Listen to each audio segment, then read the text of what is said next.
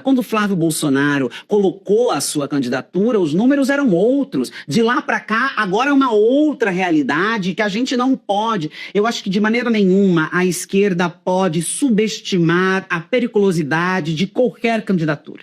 Nós não podemos trabalhar num cenário de que está tudo ganho, é tudo nosso, porque esse cenário não existe. As eleições passadas foram muito acirradas. Obviamente, Flávio Bolsonaro não é Bolsonaro, traz consigo também uma rejeição grande pelo nome Bolsonaro, mas qual é o palanque de segundo turno que nós teremos a partir dessas movimentações que partidos de centro estão fazendo, né? Então eu acho que há sim uma possibilidade real de que nós vençamos as eleições de 2026.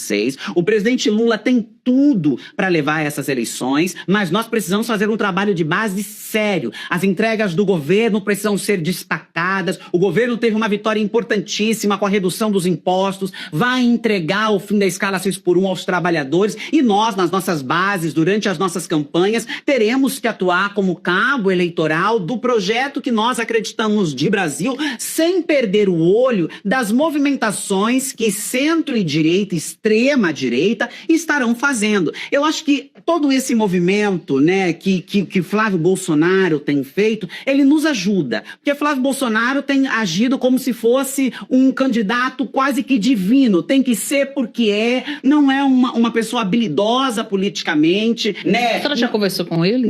Não conversei, mas não precisa, né? A gente acompanha. Tem inclusive o debate que quase desmaiou, teve que ser saído quando fazia no Rio de Janeiro. Não é uma pessoa habilidosa, estava fazendo campanha em outros países recentemente, né? Age de uma maneira extremamente arrogante, como se não houvesse as rejeições, os escândalos, o que representa o bolsonarismo. E eu acho que tudo isso favorece para nós. Mas a gente não pode, de maneira nenhuma, desconsiderar que é uma disputa acirrada, muito importante, e que todos os dias a dança das cadeiras acontece e que a gente precisa estar com os olhos bem abertos. A deputada destacou que não é possível manter um diálogo com essa ala conservadora e que, para isso, é necessário manter o enfrentamento diante do retrocesso que eles representam. Com o bolsonarismo não há diálogo, né? O bolsonarismo, ele representa, por essência, o ódio, o preconceito, a intolerância, o ataque. Eu, mesmo sendo uma política de esquerda, profundamente firme nas minhas posições,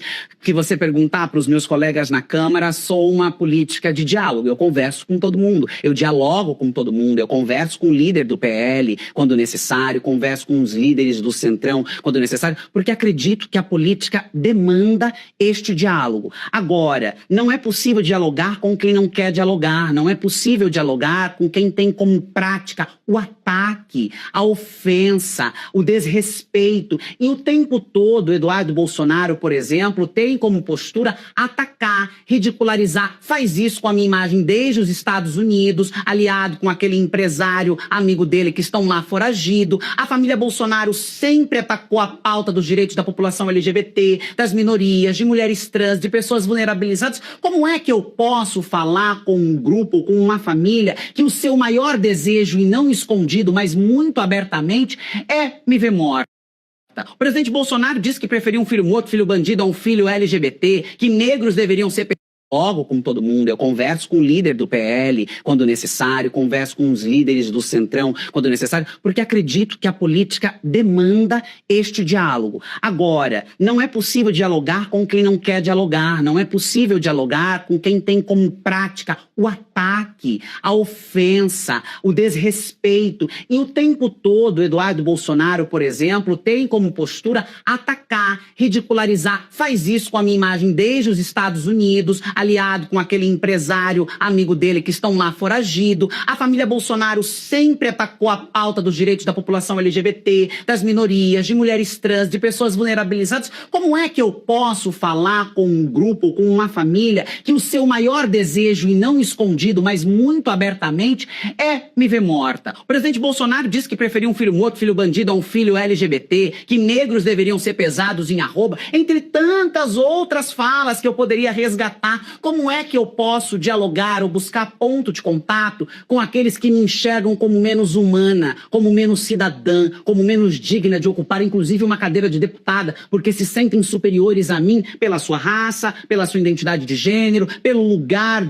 por onde passaram? passaram. Então, com estas pessoas, o único contato que eu tive foi com as ações judiciais que eu sempre movi contra a família Bolsonaro. Desde quando eu era vereadora até agora, eu sempre tenho uma enxurrada de ações contra a família Bolsonaro que o tempo todo está recorrendo em crimes. Eles praticam crimes o tempo inteiro. Eu não sei se a gente pode falar que é uma família ou se é uma facção criminosa. A deputada denuncia o grave. Para a parlamentar, uma parcela de eleitores que apoiam o Bolsonaro quer, entre outras coisas, reviver a ideia de Ku Klux Klan e neonazismo. Uma parcela desse eleitor comunga dessas ideias e querem reviver uma ideia de Ku Klux Klan, de neonazismo, de perseguição à luz do dia a minorias sociais, e não à toa nós vimos uma crescente no governo Bolsonaro de grupos neonazistas, de organizações que atacavam moradores em situação de rua, tortura animal, desafios nas plataformas digitais, porque são estimuladas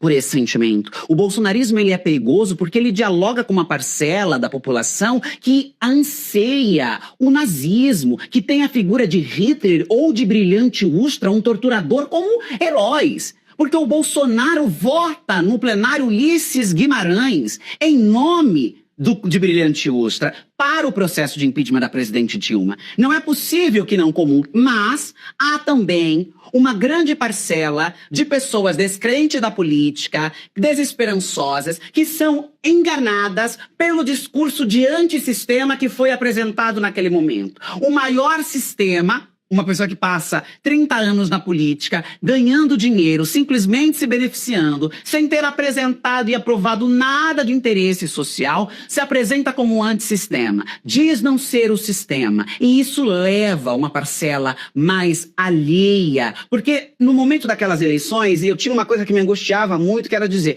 todo mundo que vota em Bolsonaro é fascista. Eu acho que isso é um erro gigantesco. Porque eu conheci e vi pessoas honestas, de bem, trabalhadoras, dignas, queriam votar em Bolsonaro porque estavam com medo daquilo que eles criaram como possibilidades para o Brasil. Então, fechamento de igreja, kit gay, não sei o que lá. O bolsonarismo trabalha na mentira. Trabalha no medo, trabalha no caos e na desinformação. E o caos e a desinformação e a mentira atuam com uma velocidade assustadora, atroz. E isso leva as pessoas que têm medo de ver o país, a insegurança, a uma série de questões que eles vão manipulando, a entrarem nesse barco, mas não necessariamente porque comungam dessa ideia. Então existe essa dicotomia. De um lado, há uma ala que comunga e quer que nós sejamos atacadas e apedrejadas à luz do dia, e há uma outra que é levada e enganada pela ideia de antissistema e pelo medo que eles mesmos implantam das coisas que eles mesmos fazem. Isso é muito maluco. Com o PL da dosimetria vetado por Lula no dia 8 de janeiro, o texto volta para o Congresso. A proposta, que nada mais era que uma tentativa de proteger Bolsonaro e os golpistas, é visto como uma página virada por Érica. Se depender do Congresso que votou essa matéria para que houvesse o veto deve cair.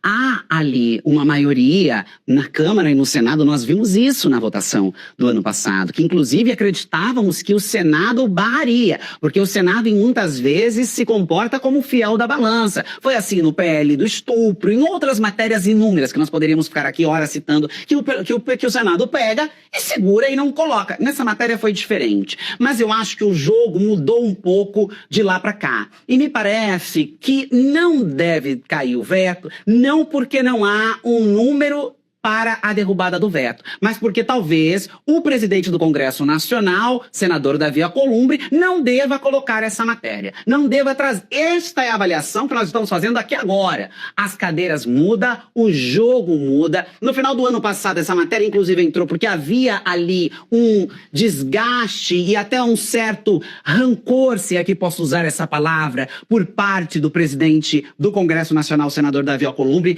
com a indicação de Jorge Messias, que não queria, era cabo eleitoral do senador Rodrigo Pacheco. Então, estava um pouco raivoso, fez, mas a relação com o governo mudou de lá para cá. Até porque tem se dito muito que nós estamos vendo o Lula do Velho Testamento. Aquele Lula que chama, que senta, que dialoga, que conversa, que faz negociações, e podem não gostar do presidente Lula. Mas ninguém pode negar que é um grande negociador, que é uma pessoa que sabe jogar o jogo da política. Não à toa está indo aí para sua 4ª candidatura com chances reais de ser reeleito, e trabalharemos para isso. Então me parece que talvez isso adormeça ali. Não sabemos, ao longo do processo, como é que trabalhará as forças bolsonaristas e quais serão as negociações.